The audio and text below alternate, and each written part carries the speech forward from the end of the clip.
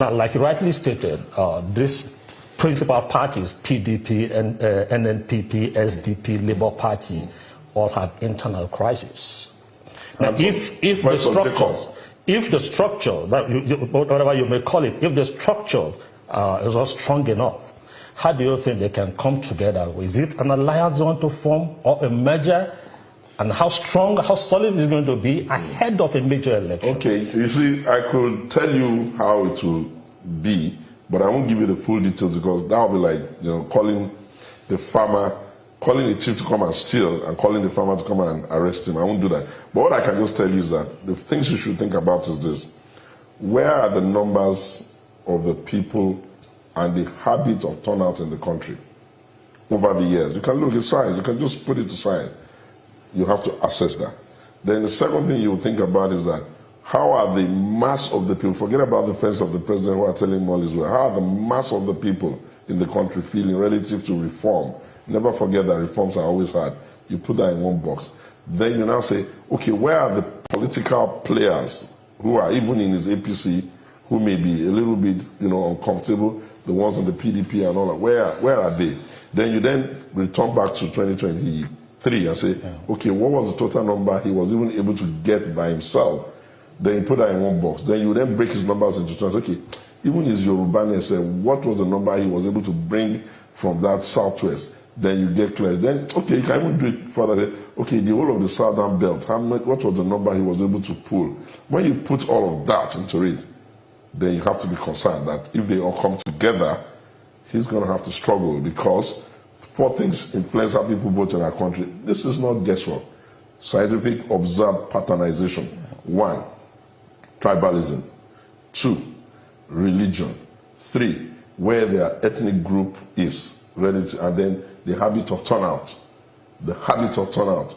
Forget about whether the election process is free and fair or not free and fair. We know those people who have the habit of turnout, who turn out on election day. And we know the ones who would rather be playing football, gisting, and when the elections are over, sit in the armchair and be talking everything they like, but the cat has bolted. The horse has bolted from the stable, and there will be nothing. So when you look at all of that, I think the president, or maybe not the president, because he should be busy with governance.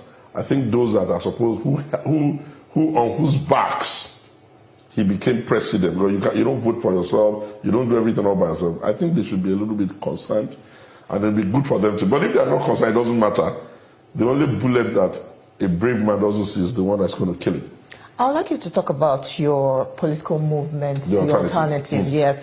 It's not the first time Nigerians are seeing groups like this, and you've called for membership. But one major problem is that groups like this are usually hijacked by political forces or given on a platter to some vested political interests. I would like to know, is this sort of an agenda for bigger politicians like, say, Atiku Abubakar, or just another platform for Peter? You've asked this question very well. I like you, Showunmi or whatever. Look, I've been in this country forever, and I've been part of the push for this democracy from the beginning, even before we got to 1999. And by 1999, I've been in PDP. 1999, I've been in PDP. My friends, people like my leaders and friends, if you like, people like Ashaju, they were in AD, even though we're all coming from exile. I was not on exile, I was just abroad. They were on exile, and we played very hard there. My reason for that, why I'm not being with them and being this way, was that I feel that you cannot run Nigeria from a tribal mindset. I wanted us to be a pan-Nigerian party.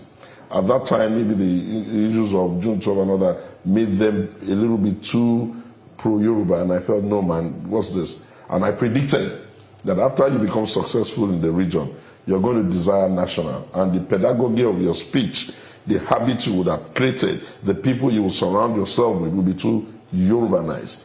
So I think I'm right. I may not have been the president or anything like that, but that's where we are now. So this alternative is not really a platform where we're calling for people to come and join, and that's not it. What I've been trying to, I sat down and I looked at the way we're running the country, the way we're running the democracy, and I said to myself, Showunmi, no, we cannot be the obstacle to our own development just because we're in democracy. How do we correct that? 1, we need to become a bit more pragmatic. Why should we say everything that the ruling party, we've been in government too before, everything the ruling party does is wrong? even without engaging the thoughts that they are running. And then the hallmark of a brilliant person is to be able to engage a thought. You may reject it or accept it, but you have to engage it pragmatically, like trying to say, okay, what are they trying to do here? I didn't see us doing that. So I wanted us to start an alternative way of thinking, an alternative way of engaging. And then I said to myself, okay, are we going to be a nation where everything is not going to be discussed only from tribal viewpoint? Okay, because Bola Tinubu, a Yoruba man, is president.